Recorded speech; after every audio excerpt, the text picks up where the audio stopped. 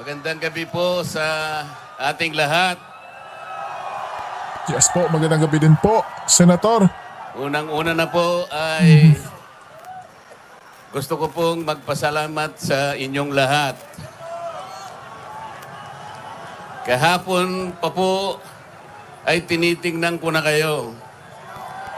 Lalong-lalo na po yung nanggaling pa sa malalayong lugar. Meron pa po ako nakitang nasa panig ng katandaan, mga lolo at mga lola. Kahit na po ang lakas ng buhos ng ulan, Correct po. walang tumitinag, walang umuuwi. Lalo na kung nagpapahayag po kayo ng ating pagkakaisa. Ang ating hinahanap na katarungan, hinahanap nating katotohanan, transparency, at accountability. Salamat po sa lahat ng mga kapatid sa Iglesia ni Cristo.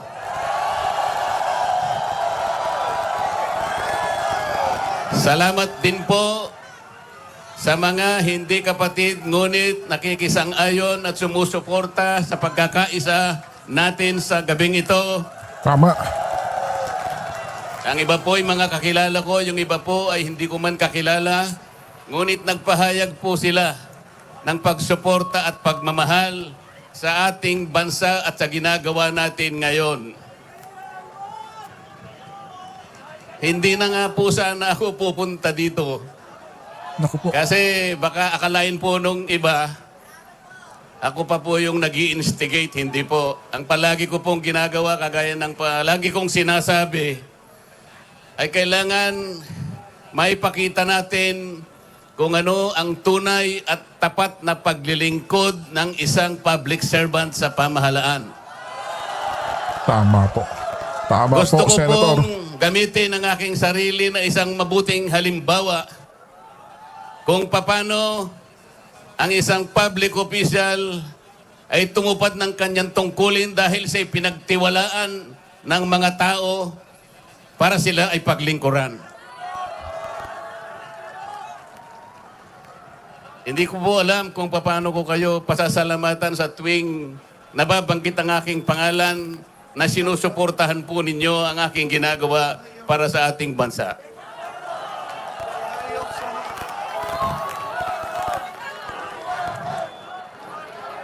Pangalawang araw na po ito, ngunit hindi ko nakikita sa mukha ninyo ang kapaguran. Hindi ko po alam kung paano ako magpapasalamat sa inyo. Kung magagawa ko lang, napuntahan ko kayong isa-isa para yakapin ko kayo. Gagawin ko po.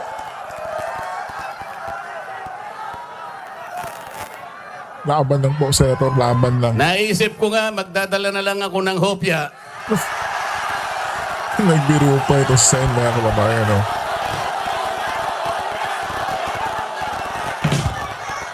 Pero nung makita ko po na napakarami ninyo, kahit 30 pabrika ng hopya, hindi magkakasa sa inyo.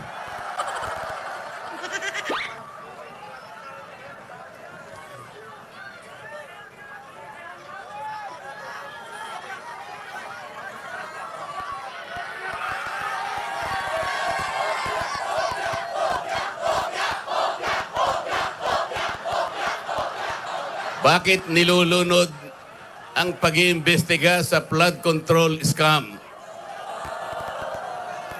Bakit si Marcoleta ang ikukulong, kayo ang mandarambong? Correct. Tama, mga kababayan.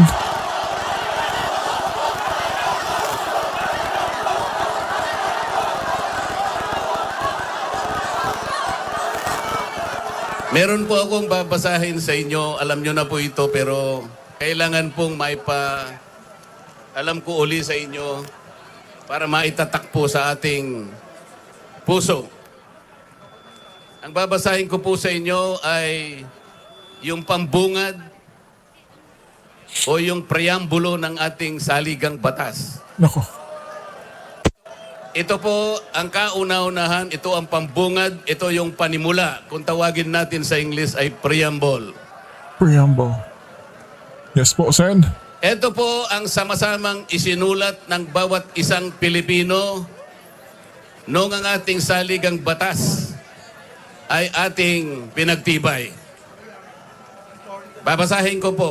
Yes po, Sen. Kami, ang nakapangyayaring sambayanang Pilipino na humihingi ng tulong sa makapangyarihang Diyos upang bumuo ng isang makatarungan at makataong lipunan at magtatag ng isang pamahalaan na kakatawan sa aming mga mithiin at mga lunggatiin. Magtataguyod ng kabutihan sa bawat isa, mangangalaga at magpapaunlad ng aming kamanahan at titiyak para sa aming sarili at sa angkanang susunod ng mga biyaya ng kalayaan at demokrasya sa ilalim ng pananaig ng batas at ng pamahalaang puspos ng katotohanan, katarungan, kalayaan, pag-ibig, pagkakapantay-pantay at kapayapaan ay naglalagda at naghahayag ng konstitusyong ito. Mga kababayan, ito po ang batayan kung bakit nandito tayo ngayon. Papa.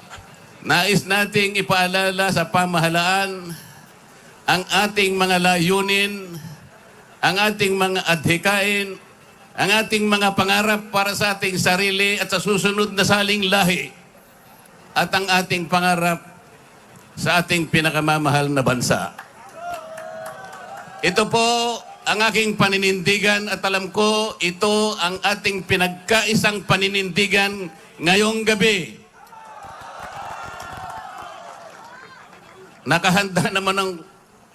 Nakahanda po akong magpakulong. Kung kinakailangang maaresto po ako, wala pong problema. Naku. Kung ito po ang kabayarang hinihingi para ipagtanggol ko ang katarungan at ang pambansang kagalingan at ang interes ng mamamayang Pilipino.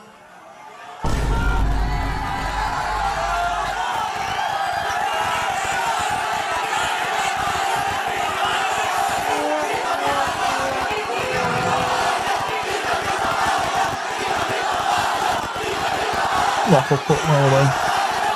Hindi kami papayag. Hindi kami papayag. Siyempre. Sana man lang may ninakaw ako. Sana man lang kasama ko sa mga mandarambong. Mga nabanggit na yung mga pangalan nila. Ang isa ay si Martin Romualdez. Yun. Yun, Ang kababayan. pinagdalhan ng mali-malitang pera.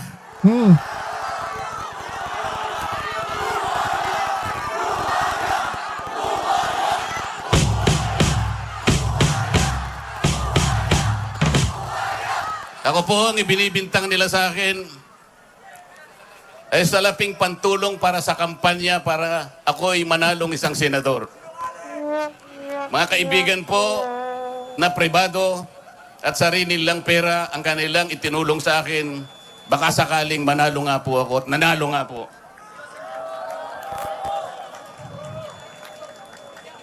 Hindi ko na po ipaliliwanag ang technicality kung paano nila inimbento ang isang gawa-gawang asunto laban sa akin.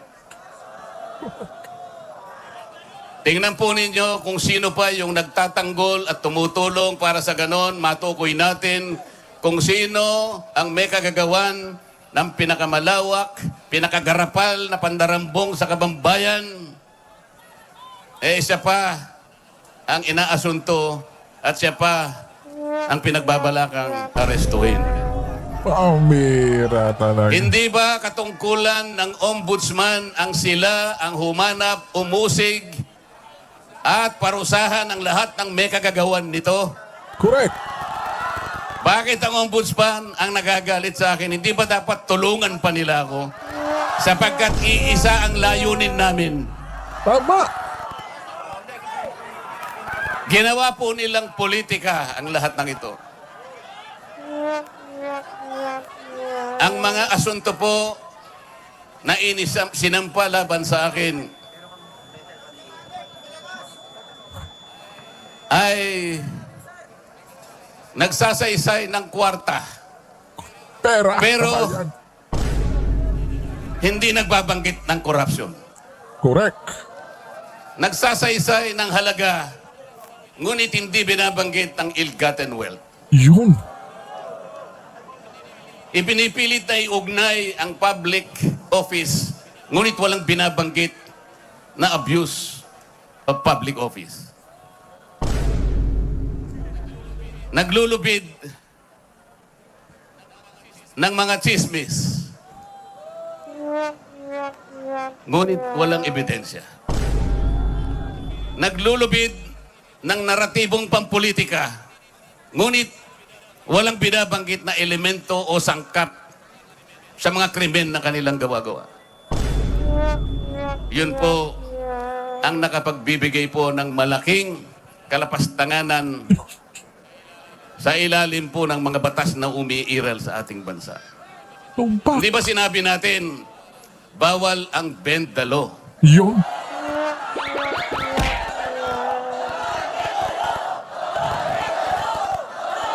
Ayun. Don't bend the law.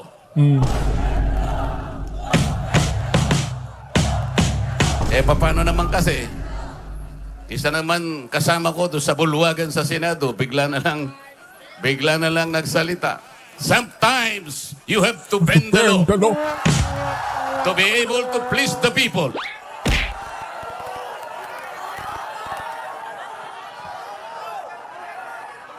Sumagot naman yung kausap. Sumagot yung kausap. Tinanong kasi siya kung tama yung sinasabi. Ang sabi niya, yes sir. Pambira. Mga kababayan, Itong si Boyeng kabayan. No? uulitin ko po ang aking pagsaludo sa inyo. Ang aking paggalang, ang aking pagpapasalamat sa ipinakita ninyong pagsuporta at pagmamahal sa akin at sa mga bagay na ipinaglalaban nating lahat. Ang katarungan, ang katotohanan, ang pananagutan, at ang katarungan. Huwag po tayong mag-iwahiwalay. Ang sabi nga natin, we are one. We are one. We are one. Maraming salamat po sa inyong lahat. Pambihira po talaga mga kababayan, no? Di ba? Senator Marcoleta, handa na pong magpakulong mga kababayan, ika niya. At eto pa po mga kababayan, no? Pakinggan naman natin si dating Congressman Mike Defensor bago itong si Senator Amy mga kababayan. Eto. Eto mga kababayan. Dalawang senador kinasuhan. Si Bong Revilla at nung hindi sumama, Jinggoy, Senator Jinggoy. nanindigan. Ikinulong nila si Jinggoy Estrada. Yun. Alam nyo ho, ilan na ang may kaso doon sa mga galit, sumisigaw sa tunay na hustisya, sumisigaw sa nakawan dito sa ating bansa. Kasama na si Amy Marcos, ang may kaso na ho, humigit 40. Ano po ang ibig kong sabihin? Ang diferensya ng diktadurya sa demokrasya ay iisa lamang. Yung maaari kang magsalita, maaari kang sumigaw, maaari kang maggalit pag may nakikita kang mali. Anong ginagawa nila? Kasuhan. Doon sa mga galit, doon sa mga sumisigaw, tayo, ang buong sambayanan, ang kinakasuhan at kinukulong. Yung Yun lang, mga di ba, totoong kabayan? nagnakaw, mali-mali ang pera, bilyon-bilyon, trilyon-trilyon, may proteksyon at pinoproteksyonan nila, walang kaso, nakalaya, pati ang pera, malayang inabas na sa ating bansang Pilipinas. Eto hong nangyari. Ngayong gabi lamang, tumawag po ang aking abogado. Ang sabi,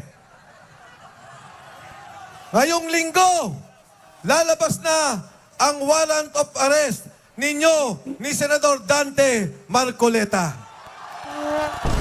Ang bira ka ba?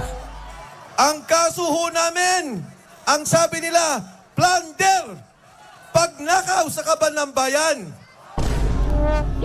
Alam nyo, ang nangyari po dyan, noong eleksyon, tumulong kami kay Dante Marcoleta para maging senador ng ating republika. Nangyari ang pagtulong noong Enero. Kaya po tinawag yan na donation. Pera po naming pribado, 3 kaming magkakaibigan, tumulong kay Dante Marcoleta. Paano naging plunder yun? Nasaan ang perang ninakaw? Anong pabor ang hiningi?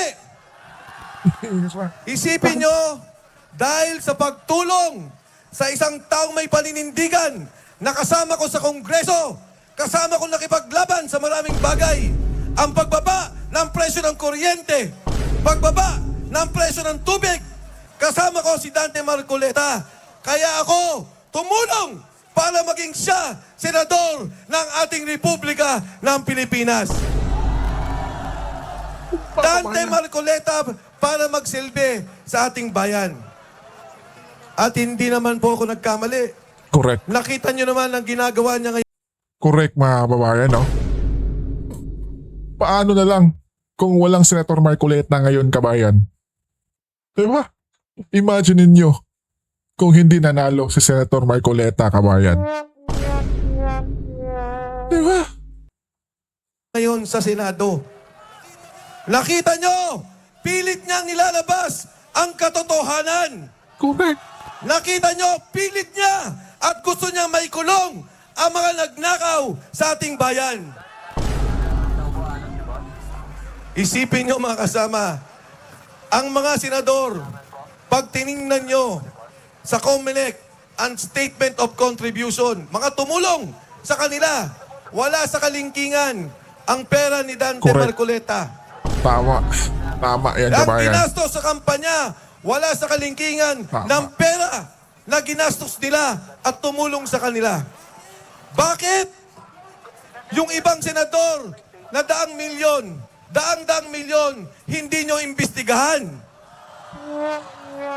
Nandun din naman. Yun nga mga kababayan, no? Kaya itong mga pinagagawa nila ngayon ay sobrang obvious na obvious mga kababayan. Kahit sabihin pa nilang nasa batas raw, ano-ano, Chocho Bareche, ano-ano pa to mga kababayan, di ba? Talagang obvious na obvious yung ginawa nila, kabayan, kay Senator Marcoleta. Para lang syempre mapatahimik, kabayan. At di ba, plunder pa oh. Walang bail, walang piyansa, kabayan. Tulong din naman. Eleksyon din naman. Pero bakit si Dante Marcoleta? Bakit si Mike Defensor? Yun, Gusto no? nyong ikulong para tumahimik, wala na magsalita sa nakawan sa ating bansa.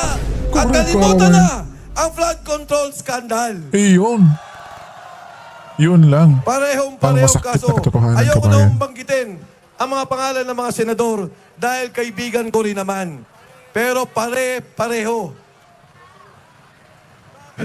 Bakit yung tulong sa kanila legal? Pwede. Ayun. Kay Dante Marcoleta, Hindi. hindi ka pwedeng tumulong. At alam naman ang lahat na magmula Apari hanggang Hulo. Ang tunay na tumulong kay Dante Marcoleta ay ang mga kapatid sa Iglesia ni Cristo. Tama, mga kababayan. We are one!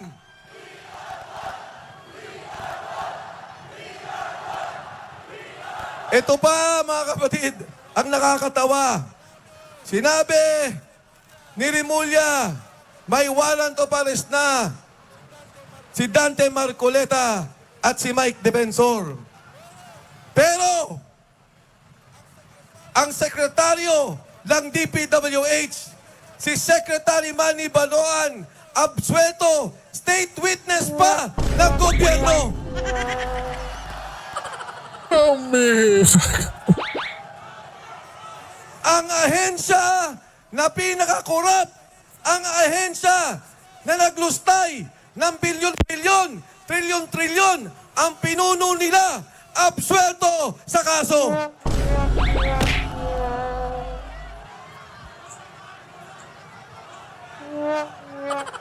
Pambihira talaga.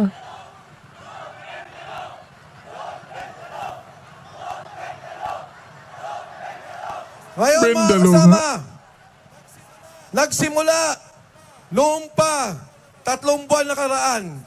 Ang sabi, kakasuhan si Martin Romualdez. Ang sabi ni Gutesa, nagdadala sila 3 beses 1 linggo. Mali-malit ang pera, 1 bilyon kada delivery sa bahay ni Martin Romualdez.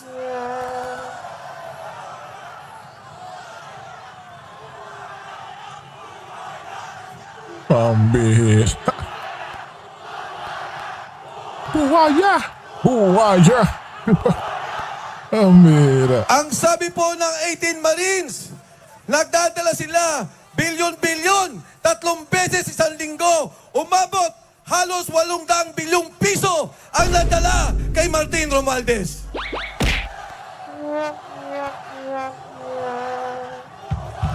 May kaso ba? Wala! May kinulong ba? Wala! Si Dante Marcoleta nagsasalita, nag-iimbestiga, ikukulong nila. Si Martin Romualdez, laya, pati pera niya, gumagalaw na palabas ng ating bansa. Yun lang ang masakit na katotohanan, kabayan.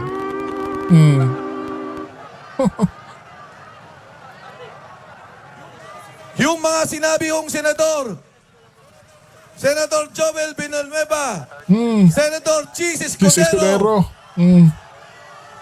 Absuelto na, kabayan. ano yun?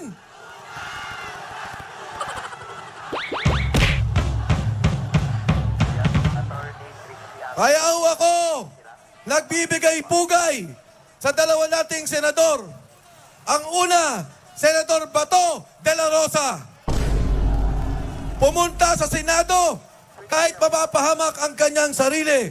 Alam niya na ilalabas siya ng ating bansa katulad ng ginawa kay Pangulong Duterte. Pero bagkus, pumunta pa rin sa Senado para bumoto sa pagbabago sa liderato ng Senado. Ang pangalawa, Jinggoy Estrada, na ngayon nakakulong dahil ang sabi niya, naninindigan ako sa liderato ni Cayetano at sa liderato ni Dante Marcoleta para sa Blue Ribbon Committee. Kaya mga kasama, yung away sa Senado, hindi po yan impeachment. Wala po silang bilang. Hindi po yan away lamang ng pagpapalit ng saligang batas. Ang katotohanan, gusto nilang tanggalin si Dante Marcoleta sa Blue Ribbon Committee. Tama, kabayan. Dahil siya ang tunay na nag-iimbestiga. Pinatawag si Gutesa, pinapatawag ang 18 Marines, pinapatawag ang lahat ng sangkot sa nakawan sa gobyerno. Pero ayaw po nilang madinig. Ayaw po nilang malaman ng taong bayan dahil baka lumabas ang tunay na utak at pinuno ng nakawan dito sa ating bansa.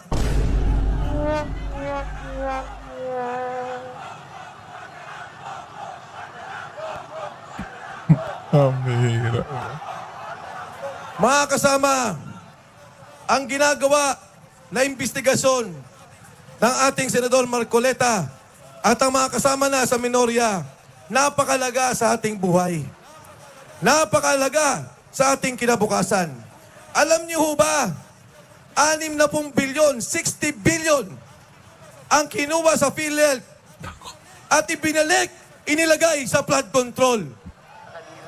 Kaya po, pag nasa ospital kayo, at sinabing walang pondo ang PhilHealth, hindi pwedeng garantiya. Yan ay epekto ng korupsyon sa nakikita natin sa ating bansa. Pambihira po talaga mga kababayan, di ba? Grabe. Eto mga kababayan, Senator Amy. Eto naman yung pakinggan natin mga kababayan ha. Natin! Wala raw mangyayari! Wala raw bisa itong We Are One! Ngunit dyan sila nagkakamali. Nako. Alas 7, aalis ang Pangulo patungong Canada. Areglado na daw tayong lahat. Wala na raw problema sa katarungan at katotohanan. Wala na silang pakialam. Bumiyahe na. Ngunit ako ay naniniwala na ang mapayapang protesta ay nakaukit sa puso ng bawat isa sa atin. Mapayapa man at walang imik yung iba, kasama pa rin natin dito sa EDSA. Kasama ng Iglesia ni Cristo. Ito ang daing ng bawat Pilipino, ng bawat mamamayan na naghihirap at nagdurusa. Correct. Naniniwala ko na pakikinggan ng pagsamba at pananampalataya natin. Amen po, Hindi Senator Amy. kailanman natutulog ang Diyos. Diyos. Ang Panginoon kasama po natin. Kaya't nais kong magpasalamat ng taus-puso sa mga nanguna nanindigan ang ating mga kapatid sa Iglesia ni Cristo. At anuman ang simbahan o paniniwala, samahan po natin ang ating mga kapatid dito. Nananawagan ako sa kauna-unahang kinulong, inapi, sinugod, KOJC, sumama kayo. Alang-alang sa mahal nating Pastor Kibuloy. Nako po, nanawagan na po mga kayo, kababayan, Senator Amy. lahat ng ating mga Romano, Nako. ang mga Kristiyano at Evangelicals, alam ninyo na ito ay tama. Correct. Ito ang tunay na katarungan. Umalingaw-ngawang inyong pastoral letter sa bawat sulok ng ating kapulungan. Alam natin na ito ang kinakailangan, transparency at hustisya. Sa ating mga kapatid na Muslim, punta na kayo rito. Hindi lang DDS ang welcome dito. Lahat ng mga kapatid na Muslim, na mga bigo sa pangako ng halalan, bigo pa rin sa tunay na kalayaan para sa BARM at sa buong Muslim Mindanao. Halina't magkaisa, we are one! Nako po mga kababayan, di ba? Nanawagan na ha, Senator Amy. At take note mga kababayan, mismong kapatid yan ng ating Pangulo. Di ba? Pambihira mga kababayan. Pag ganyan yung mismong kapatid mo na, tapos ate mo pa. So syempre alam na alam niya yung galawan mo. Dahil magkapatid kayo magkadugo kayo, di po ba mga kababayan? Oh, tapos yung si Auntie Claire, sinasabihan pa itong si Manang Amy na fake news, wag daw tayong maniwala sa kanya. Pambihira po talaga mga kababayan, di ba? Kaya nako po, talagang eto na. Eto na yung simula mga kababayan, oh, di ba? Day 2 pa lang to sa tila ba'y surpresang ginawa ng INC mga kababayan, no? Na ayon pa kay Auntie Claire na nagulat raw sila. Siyempre naman mga kababayan, di ba? Surprise nga eh. At nako mga kababayan, no? Again, Senator Marcoleta, ipagdasal natin po palagi mga kababayan na nasa mabuting kalagayan po si Senator Marcoleta. At syempre, Hinding-hindi nila mahuhuli mga kababayan. Di ba? Dahil paano na lang mahuli si Senator Marcoleta, dating Congressman Mike Defensor mga kababayan. Tapos sino pang isunod? Senator Robin.